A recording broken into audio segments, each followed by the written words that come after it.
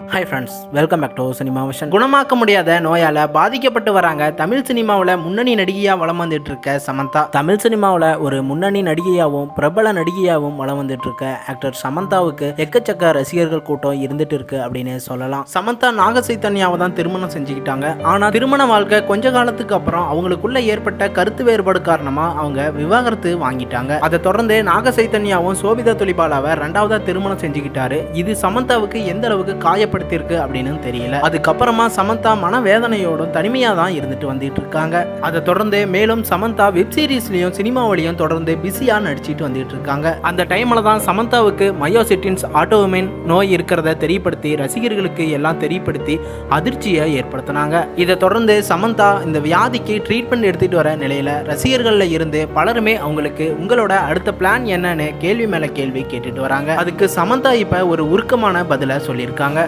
அதாவது சமந்தா, என்னோட கிரிட்டிக்கல் வாழ்க்கையில நான் போராட முடிவெடுத்துட்டேன் அப்படின்னும், இந்த வியாதி சில மாதங்கள்ல குணமாகாது, பல வருஷங்கள் கூட ஆகலாம். என்னோட வாழ்க்கை இதுல ஒரு தனிமையான பயணமா தான் இருக்கும். என்னோட இந்த பயணத்துல வேறு யாரும் வரக்கூடாது அப்படின்னு அதை தான் நான் விரும்புறேன் அப்படின்னும் மறைமுகமா அவங்களுக்கு பதில் சொல்லியிருக்காங்க சமந்தா. வாழ்நாள் முழுக்க போராடக்கூடிய ஒரு நோயால பாதிக்கப்பட்டு வந்துட்டு இருக்க சமந்தா குறித்து உங்களோட கருத்துக்கள் என்னன்னு சொல்லுங்க.